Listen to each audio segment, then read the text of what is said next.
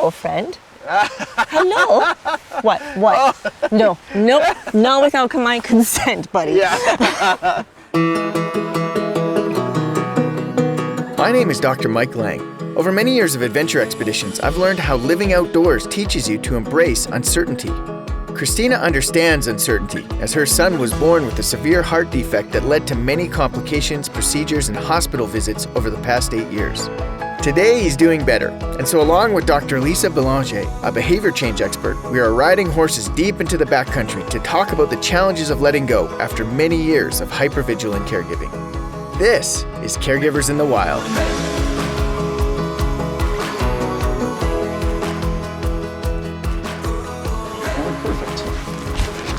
Yeah! Woo! There it is! Hello! All right! The cool thing I always find about this, Mike, is this really hasn't changed much Yeah! in like 100 years. In 100 you know? years. Yeah. I'm ready. Half pitch, something like that. Look at that. He turned around. All right. Whoa. Whoa. There we go. Yeah. Let's go. Sam was diagnosed with hypoplastic left heart syndrome. He had strokes. He had gut issues. He has cerebral palsy. And I think he was over 4 or 5 when we figured out that he had spent more of his life out of the hospital than he did in. Are you going to follow? Let's just wait. Kristina, whoa. Where are we going? Whoa. We were always just waiting for the other shoe to drop, because there was one year that we had like 30 ambulance trips.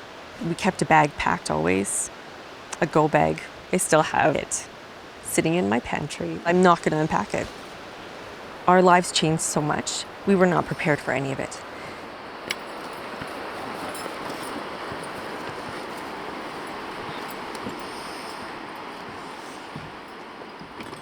We're going to be buddies today. Snickerdoodle apparently is a face guy. Do you like that? Or are you quiet? Nope, I can't.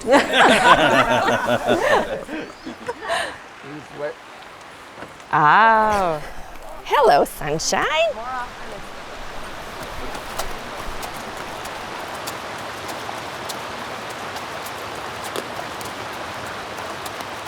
One thing that really resonated with me that you talked about yesterday is the constant uncertainty, like waiting for the other shoe to drop. Here, how does that feel? Do you still hold that? Is that a constant, or are you able to let go at times? It is a constant, and you're always thinking about what's next.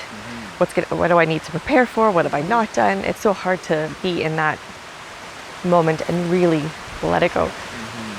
I wanted to show you guys something that someone showed me when I was having a hard time letting some important things that I thought were important to me, letting them go. So he picks up a rock and he shows me this. And so he says, okay, I'm gonna hold this rock as tight as I can. I'm gonna try and get away from you. He doesn't even move. Yeah, there's no way. There's no way, right?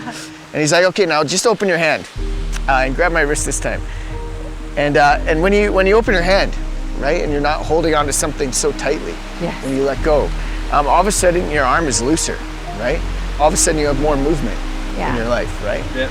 Are you ready? Yeah. Okay. And it's such a great example of how when we hold on to things tightly, it really restricts our lives. Think in the same way you're holding too tight on those reins, right? You're not going to be. You're going to be pulling the horse backwards instead of going forwards. Yeah. And you can think of that in so many different contexts, right? Yeah. Just instead of walking around with a closed fist and being rigid and, you know. Holding on to everything so hard. Right. Right? Yeah. I think up until that point in my life, I think everything I let go of had like claw marks on it. Yeah. Like I was holding on to everything. White knuckled all the way.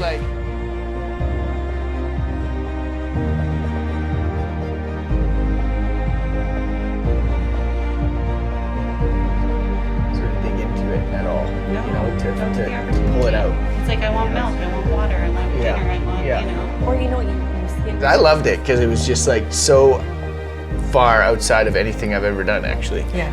Like on a horse on a mountainside next to a beautiful little creek. That green meadow that was a bit open, and you could see the mountains against the trees, and it was like a, like a painting or something like that. It was just beautiful. When you look at all the research on happiness, the one thing that constantly comes out is finding the many moments of awe. It talks about that direct link all the time, but certainly in periods of distress. So it becomes more important to be able to find that, hold that. The number one way to get it is nature. I wonder, if the way that you can lose control very quickly, in a caregiving situation, and then these mini moments of awe, how could those two things be related in some way? I think you need to allow yourself to be surprised. So if you are fully prepared all the time and you're ready to go, then you're never going to be set off guard, right? Like, oh, okay, I've dealt with this before. You're holding too tight. Yeah. And once you're able to sort of let go and recognize that the control is not yours, and the world has something to give to you if you're ready to take it and allow yourself to be surprised by those moments. If you're living like this, then nothing can be given to you because you can't take hold of it. But if you're living like this, then these mini moments of awe, you're ready for them. And you're focused right here. Your whole focus is right this, on your control, and you're missing everything else around you. That's why I loved the horse analogy so much, is you can lead them in the right direction, but you can't control where their feet go. Who knows where things will go from here, right? But looking for those mini moments of awe and living with an open hand. It's got to point you in the right direction.